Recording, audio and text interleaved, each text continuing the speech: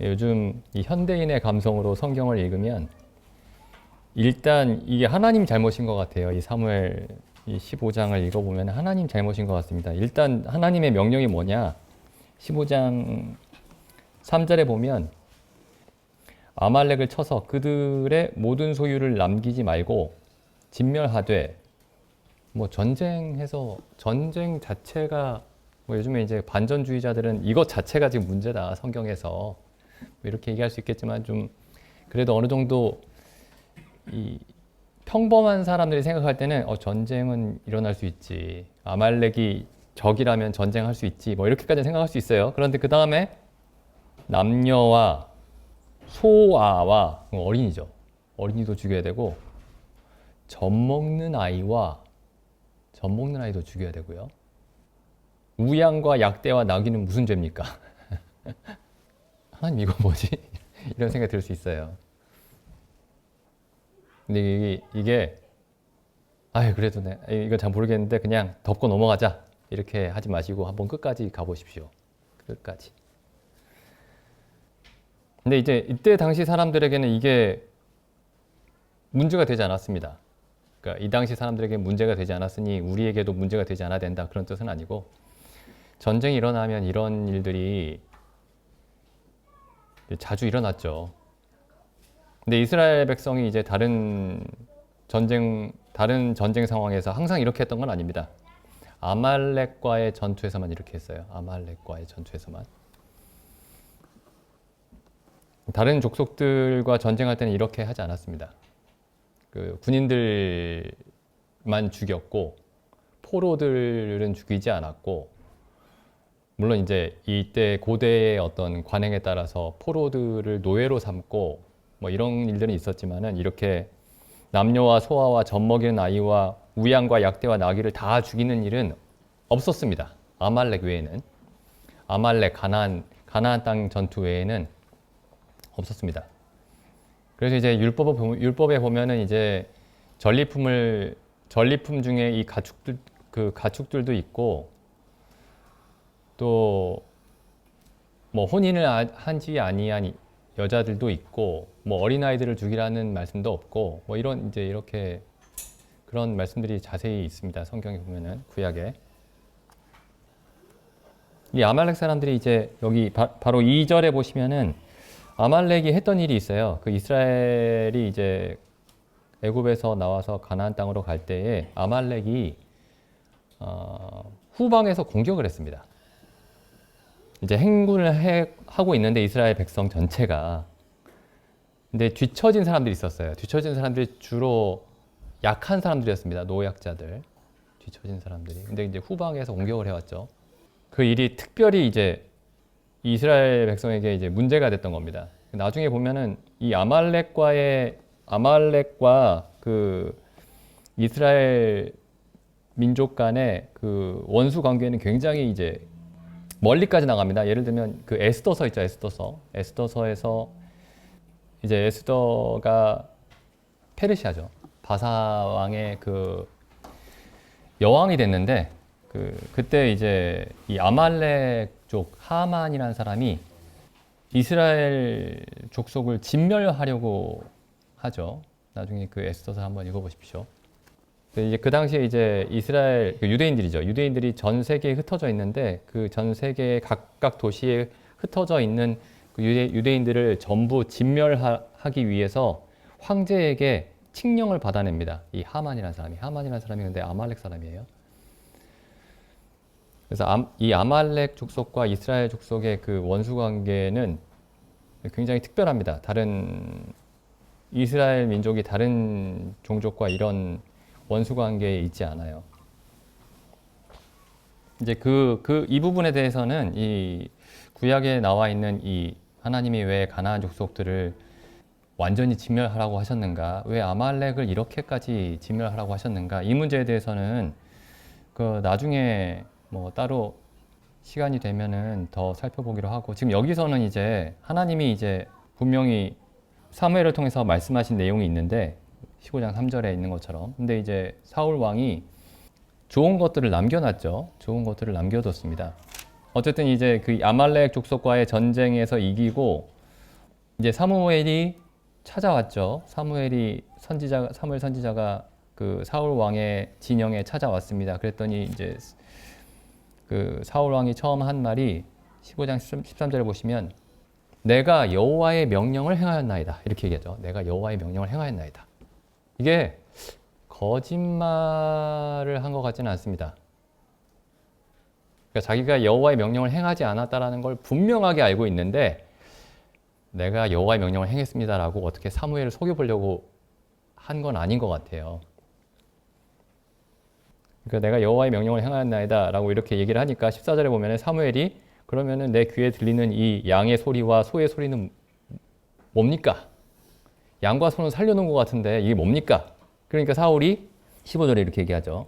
백성들이 당신의 하나님 여호와께 제사를 드리려고 양과 소의 가장 좋은 것을 남겼고 그 외의 것은 진멸했습니다. 이렇게 얘기를 합니다. 그러니까 이제 17절에 보면은 사무엘이 이제 사울 왕을 꾸짖죠.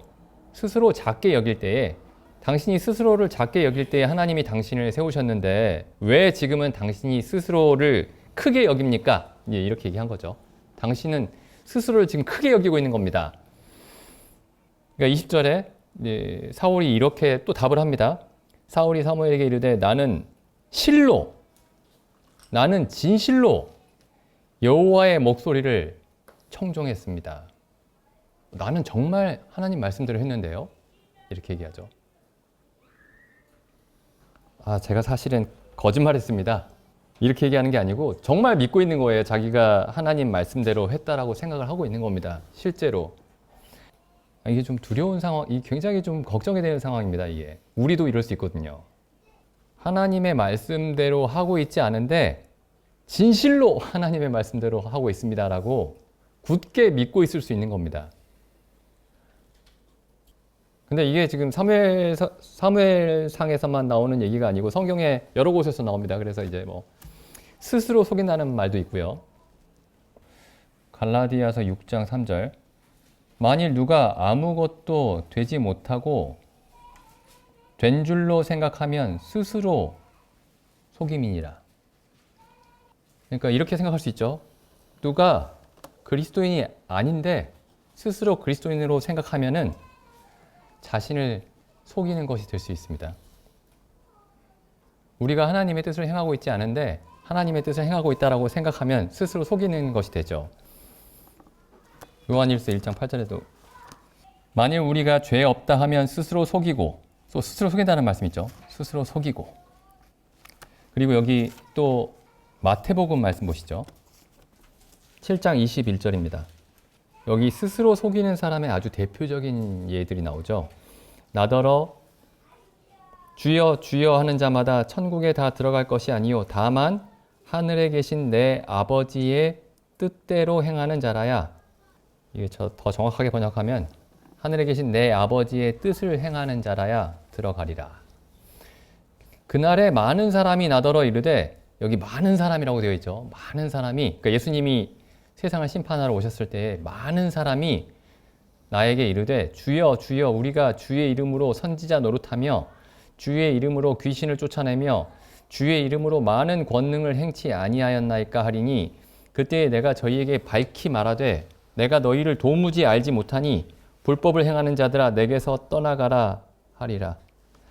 그러니까 이 사람들이 평생 자기들이 주의 종이라고 생각하면서 살았던 겁니다. 주의 일을 하면서 산다고 생각했던 거죠. 그런데 마지막 때에 깨닫게 되는 겁니다. 예수님이 말씀하셔서 내가 너희를 모른다. 굉장히 두려운 얘기 아닙니까 이게? 은연중에 알고 있는데 그냥 속이고 산 게 아니고 자신들도 이제 의식하지 못할 정도까지 마음이 굳어져 버린 겁니다. 그래서 우리가 사울과 같지는 않은지, 사울과 같은 그런 믿음을 가진 건 아닌지, 사울왕과 같은 돌아봐야 됩니다. 항상 항상 그런 긴장 속에 살아야 되나 그리스도인이? 그럼 그렇게 생각할 수도 있겠지만은 아까 제철 형제님이 이렇게 말씀하셨죠. 방심하면 안 됩니다. 그냥 방심하면 안 된다라는 게 그럼 항상 가시밭 위에서 걷는 것처럼 그렇게 얼음장 위에서 걷는 것처럼 그렇게 걸어야 된다는 그런 말인가? 뭐 그렇게 생각이 될 수도 있겠지만 성경이 우리에게 그걸 요구하고 있습니다. 그렇죠? 고린도후서 그 마지막 장에 보시면 이렇게 말씀하고 있죠. 고린도후서 13장 5절. 너희가 믿음에 있는가? 너희 자신을 시험하고 너희 자신을 확증하라. 이게 얼마나 좀 강한 표현인지 한번 보십시오. 너희가 믿음에 있는가 한번 돌아봐라. 뭐 단순히 그런 말씀이 아닙니다. 믿음에 있는 것 같니? 마음속에 너희가 믿음에 있는 것처럼 느껴지냐? 이렇게 물어보시는 게 아니고 그 느껴지는 게 중요한 게 아닙니다.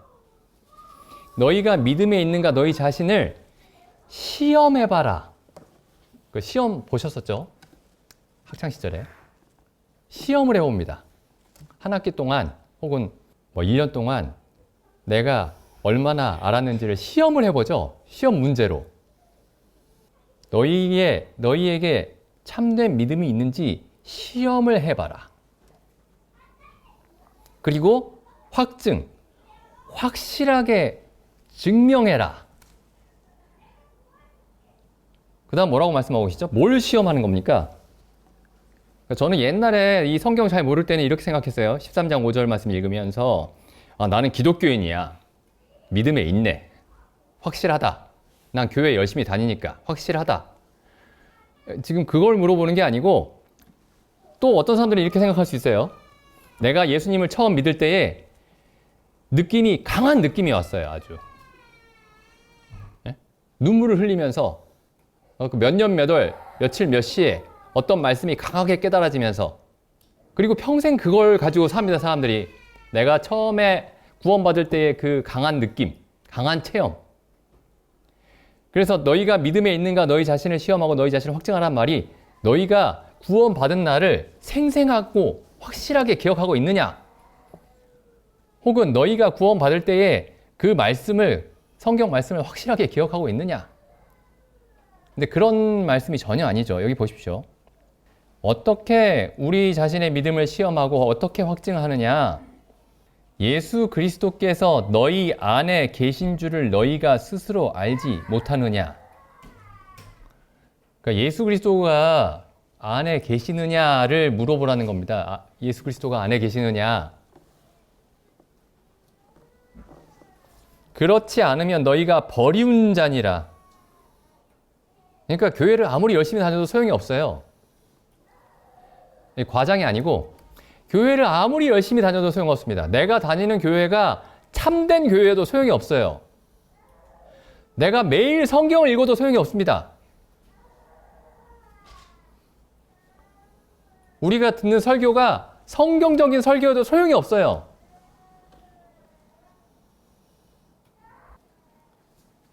딱 한 가지만 시험하고 계십니다. 우리가 믿음에 있는가를 시험하는 기준이 딱 한 가지예요. 예수 그리스도께서 너희 안에 계시느냐. 그러면 사람들이 또 요즘 교회 다니는 사람들이 또 이렇게 많이 하죠. 내가 찬송가를 부를 때 감동이 느껴집니다. 그거 예수님이 내 안에 계셔서 감동이 되는 거 아닐까요? 내가 어떤 설교를 들을 때 그렇구나. 고개가 끄덕여져요. 그러면 예수님이 내 안에 계셔서 그런 게 아닐까요? 또 요즘에 사람들이 또 이렇게 생각합니다. 내가 막 방언을 해요. 예수님이 내 안에 계시지 않고서는 어떻게 방언을 하겠습니까? 또 아까 그 마태복음에 나온 그 사람들 있죠. 주의 이름으로 귀신을 쫓고 주의 이름으로 예언을 하고 주의 이름으로 병을 고치고 예수 그리스도가 내 안에 계시지 않고서는 어떻게 내가 병을 고치고 귀신을 쫓고 많은 이적을 행할 수가 있겠습니까? 이제 그렇게 해서 이 5절 말씀을 통과하려고 합니다. 내 안에 예수 그리스도가 계신다. 내가 생각할 때도 내 안에 예수 그리스도가 계신 것 같아요. 근데 여기 보시면은 그 예수 그리스도가 내 안에 계신다라는 게 도대체 무슨 의미인가? 이 예수 그리스도가 내 안에 계신다라는 말의 의미를 올바르게 이해하지 못하면은 우리가 믿음에 있는지 아닌지를 시험할 길도 없고 확증할 길도 없습니다. 그냥 순수하게 자기 주관적인 어떤 믿음으로 신앙으로 가버리는 거예요. 그냥 내가 내 안에 그리스도가 있다고 굳게 믿으면 있는 거야. 내가 어떤 강렬한 체험을 하면 있는 거야. 내가 성경의 메시지를 혹은 뭐 성도님들이 교제하는 그 교제 말씀을 즐겁게 들으면 있는 거야. 내 마음속에 그리스도가. 근데 이 지금 신약 성경의 곳곳에서 그리스도가 우리 안에 계신다 라는 말의 의미를 수없이 많은 곳에서 설명하고 있습니다. 그 말의 의미가 뭔지.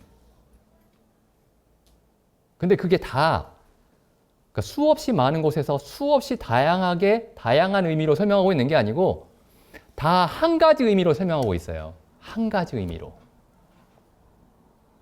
우리 안에 그리스도가 계신다는 말의 의미가 뭐냐?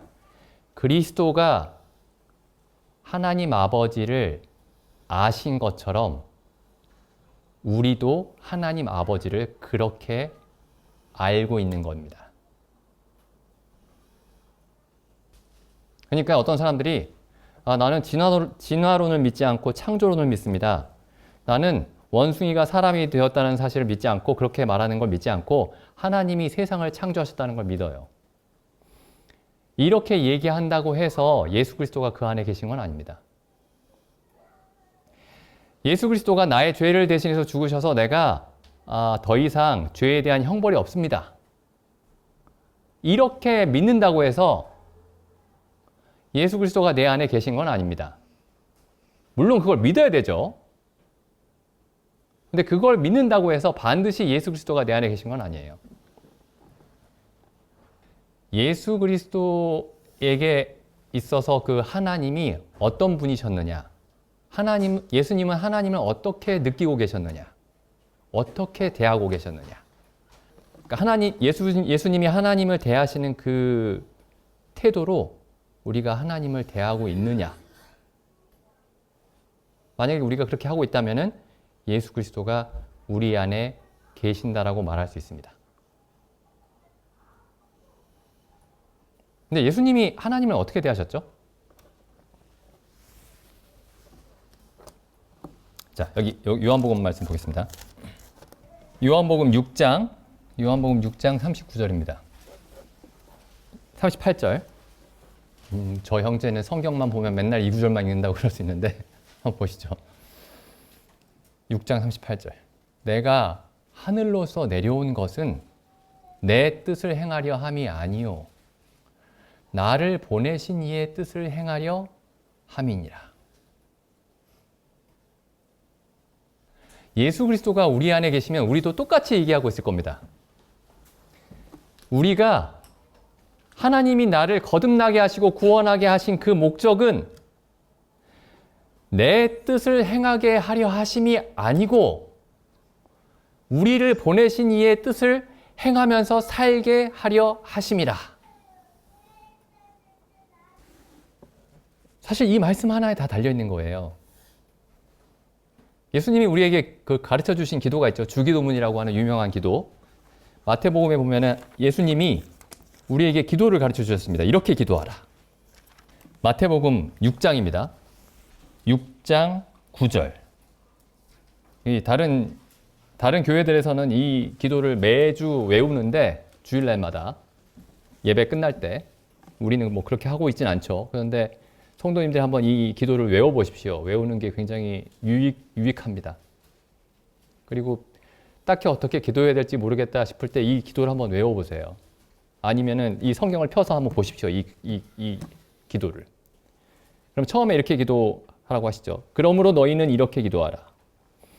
하늘에 계신 우리 아버지여, 이름이 거룩히 여김을 받으시오며 하나님의 나라가 임하시오며 하나님의 뜻이 하늘에서 이루어진 것 같이 땅에서도 이루어지이다.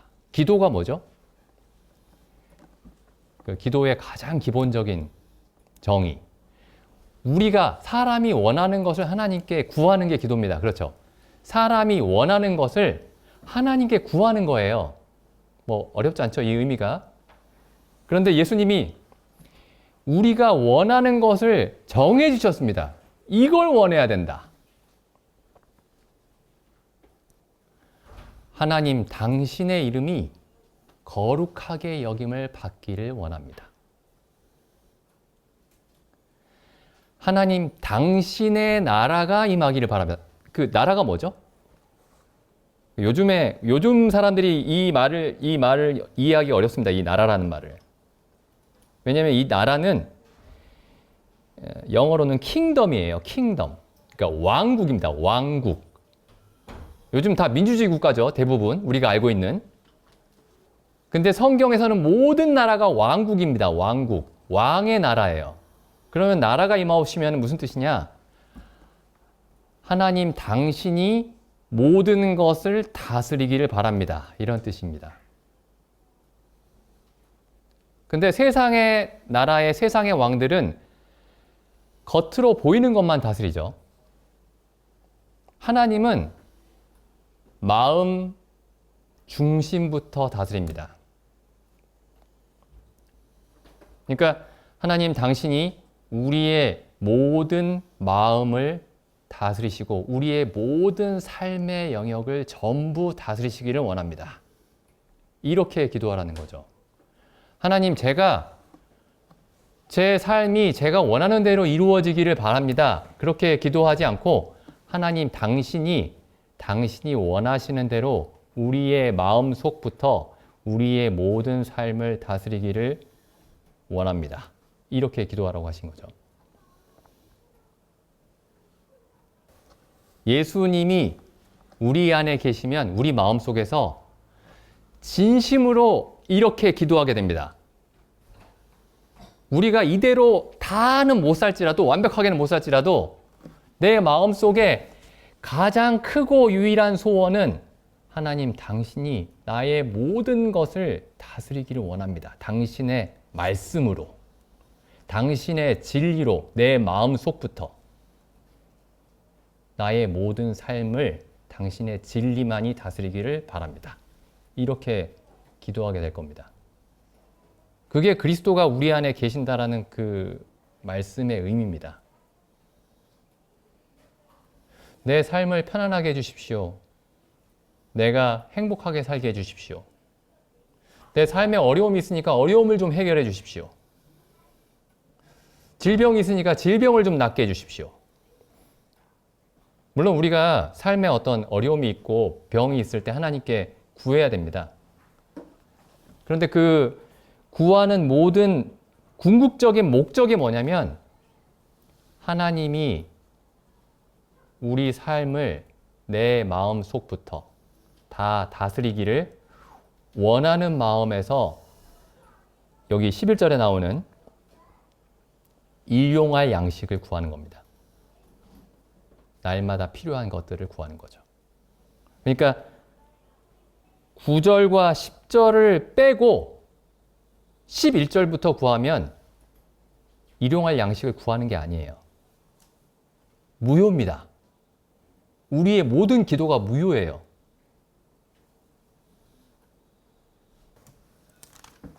에베소서 말씀 보시죠. 자, 그리스도가 우리 안에 계신다라는 그 말씀의 의미가 뭘까? 그럼 그리스도가 우리 안에 계시니까 우리가 그리스도처럼 행하게 되겠죠. 그럼 그리스도처럼 행한다라는 게 뭐냐? 굉장히 주의해야 될 내용이 있습니다. 매일 성경 읽고 뭐 교회에 열심히 참여하고 그런 게 그리스도가 우리 안에 계신다라는 증거가 되지 않습니다. 막 그런 식이면은 옛날에 바리새인과 서기관들을 따라올 자가 없어요. 매 안식일마다 회당에 있고 안식일만 회당에 있는 게 아니에요. 그냥 일주일 내내 회당에 있습니다. 일주일 내내 율법을 연구하고 있어요. 보십시오. 에베소서 5장. 그러므로 사랑을 입은 자녀같이 너희는 하나님을 본받는 자가 되고 그리스도께서 너희를 사랑하신 것 같이 너희도 사랑 가운데 행하라. 자, 여기 뭐 이 말씀도 중요하지만 그 다음 말씀을 보시죠. 그는 우리를 위하여 자신을 버리사 향기로운 제물과 생축으로 하나님께 드리셨느니라. 그 예수님의 생애가 한마디로 요약하면은 자기 자신을 하나님께 제물로 드린 겁니다. 그 번제물, 구약에 나오는 제물들 있죠. 양과 소와 염소를 죽여서 그 번제단에서 불로 태웁니다. 그러니까 예수님의 생애는 뭐였냐면은 하나님께 드리는 제사였습니다. 그 생애 자체가, 예수님의 삶 전체가, 예수님 자신이 제물이었어요. 이게 제일 이해하기 어려운 내용입니다. 이게 이 사람들이 가장 이해하기 어려운 내용이에요. 왜냐하면 우리는 이렇게 생각하거든요. 내가 행복하기 위해서 하나님을 믿습니다. 물론 그거 자체가 잘못된 건 아니에요. 우리가 행복하기 위해서 하나님을 찾아가는데 하나님이 결국에 우리에게 뭘 말씀하시느냐면은 사람을 창조하신 목적에 대해서 말씀하시는데 사람을 창조하신 목적이 뭐냐? 그 사람을 하나님께 제사로 드리라는 겁니다. 그러니까 이 제사라는 게 예수님의 삶 전체가 하나님을 위해서 불태워지는 삶이었던 겁니다. 그러니까 예수님께 하나님은 어떤 분이셨냐면은, 그러니까 성경에 보면 하나님과 사람의 관계가 있죠. 혹은 신들과 인간들의 관계가 있습니다. 그 신들과 인간들의 관계가 상징적으로 나타나는 행위가 뭐냐면 제사 드리는 거예요. 제사. 그래서 여러 가지 제물들을 바칩니다. 이교도들도 자기의 신들에게 제물들을 바쳤죠. 하나님의 백성들도 하나님께 제물들을 바쳤습니다. 근데 결국에 하나님이 사람에게 받기를 원하시는 제물이 뭐냐면 사람들이 가지고 있는 것들 중에 가장 좋은 몇 가지 것들을 받기를 원하시는 게 아니고 그 사람 자체를 받으시려고 합니다. 그래서 예수님의 생애가 사람에게서 하나님이 받으시는 그 제사가 무엇인지를 예수님의 생애가 단적으로 보여주고 있어요. 예수님의 삶 전체가 하나님이 받으시기에 마땅한 그런 제사였던 겁니다. 한번 생각해 보시죠. 전에도 몇 차례 말씀드렸지만 최근에도 아브라함을 성경에서 믿음의 조상이라고 보고 있습니다. 로마서에 보면은 아브라함이 믿음의 조상입니다. 그래서 아브라함의 생애를 통해서 하나님이 그리스도인의 삶에 대해서 말씀하고 계세요. 근데 하나님이 아브라함에게 처음에 이제 하나님이 아브라함을 값없이 의롭다고 하셨죠. 그러고 나서 이제 시간이 흘러서 아브라함이 100세쯤 됐을 때에 하나님이 아브라함에게 이삭을 아들로 주셨습니다. 그로부터 한 30년쯤 흘렀을 때, 30년쯤 흘렀을 때 하나님이 갑자기 아브라함에게 이렇게 말씀하시죠. 창세기 말씀 한번 가보겠습니다. 창세기 21장에 보면은 이삭이 태어나고 창세기 22장에 보면은 하나님이 이삭을 번제로 드리라고 말씀하십니다. 좀 읽어보죠. 22장 1절. 그 일 후에 하나님이 아브라함을 시험하시려고 그를 부르시되 아브라함아 하시니 그가 가로되 내가 여기 있나이다. 여호와께서 가라사대 내 아들 내 사랑하는 독자 이삭을 데리고 모리아 땅으로 가서 내가 내게 지시하는 한 산 거기서 그를 번제로 드리라. 독자예요, 독자. 그것도 100세 때 얻은 독자입니다.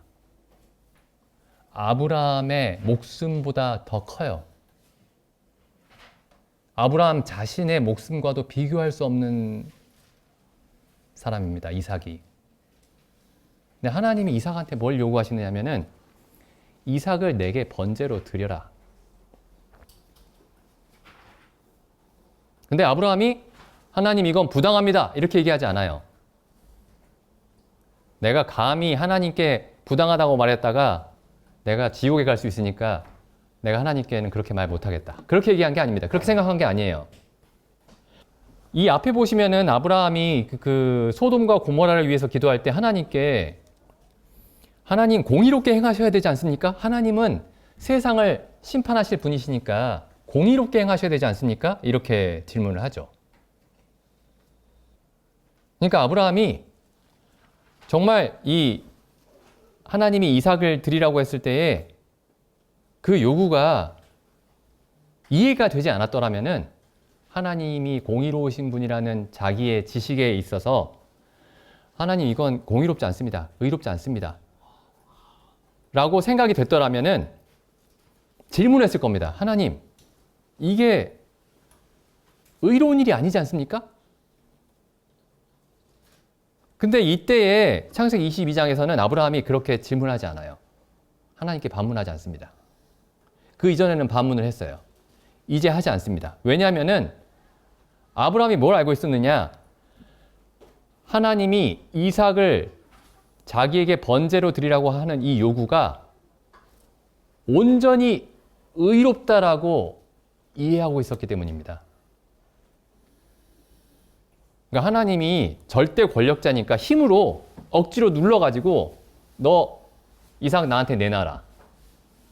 그러니까 아브라함이 어쩔 수 없이 거기에 따른 게 아니고 이 하나님의 요구가 온전히 의롭다라는 사실을 아브라함이 이해하고 있었던 겁니다. 근데 한번 생각해 보시죠.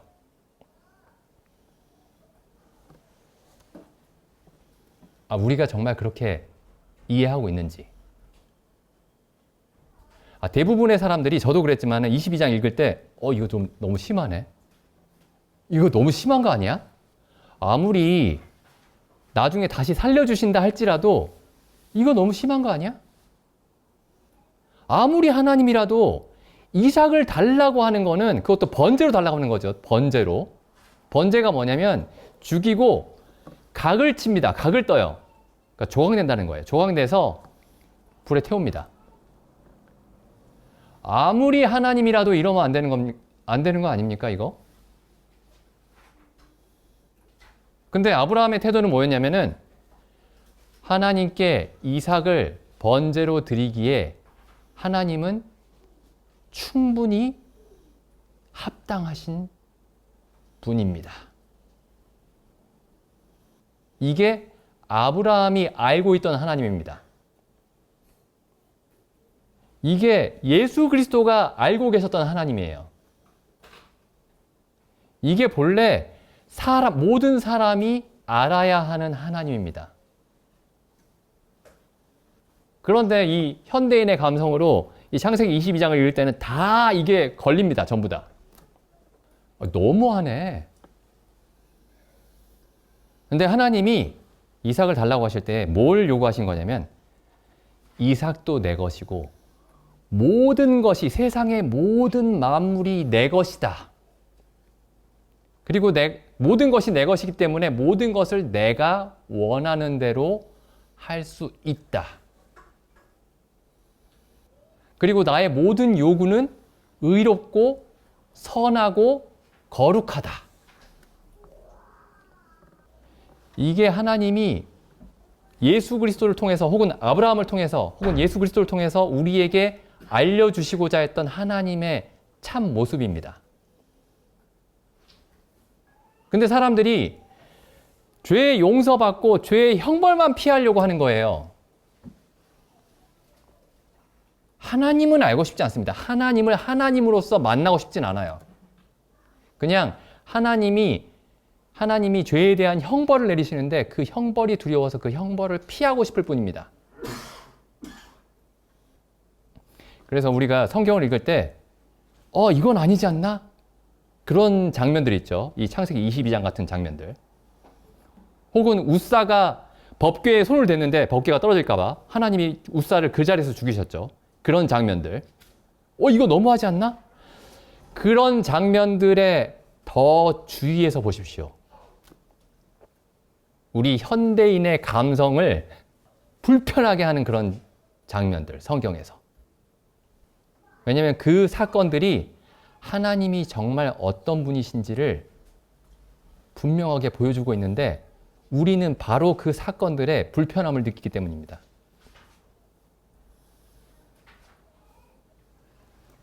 사울왕이 좋은 생각으로 하나님께 제사를 드리겠다고 좋은 가축들을 남겨놨어요. 근데 하나님은 내가 분명하게 모든 것들을 진멸하라고 하셨는데 사울이 더 좋은 안을 제시한 겁니다. 하나님 말씀보다 더 좋은 아이디어를 낸 거예요. 그게 사울의 범죄의 핵심입니다. 하나님 말씀도 좋지만 제가 조금 더 좋은 생각이 있습니다. 우리에게는 더 좋은 생각은 없습니다, 사실.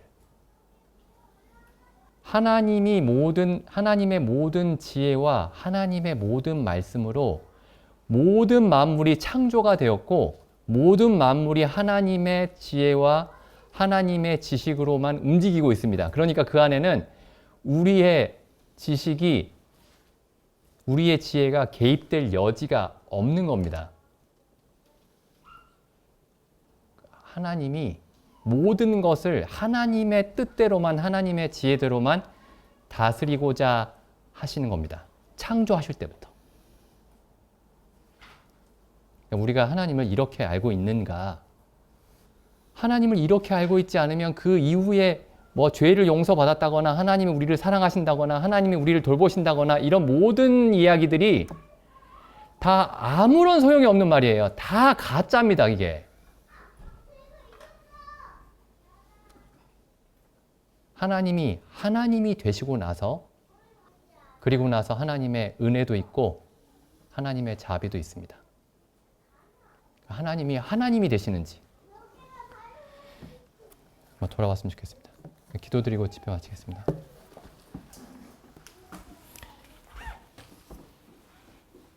하나님 아버지, 참 사울왕이 참 스스로 낮게 여길 때에 하나님께서 그를 세우셨나이다. 참 저희에게 십자가를 통해서 저희가 얼마나 비참한 자인지 보여주셔서 참 저희를 일으켜 세워주셨음에 감사드립니다. 그러나 저희의 시선을 항상 십자가에 달린 그리스도에게 고정하게 하시고 참 저희가 본질상 아무런 지혜와 아무런 능력도 없었던 자임을 항상 기억하게 하여 주시고 이 십자가의 의미가 저희의 모든 삶을, 저희의 모든 발걸음을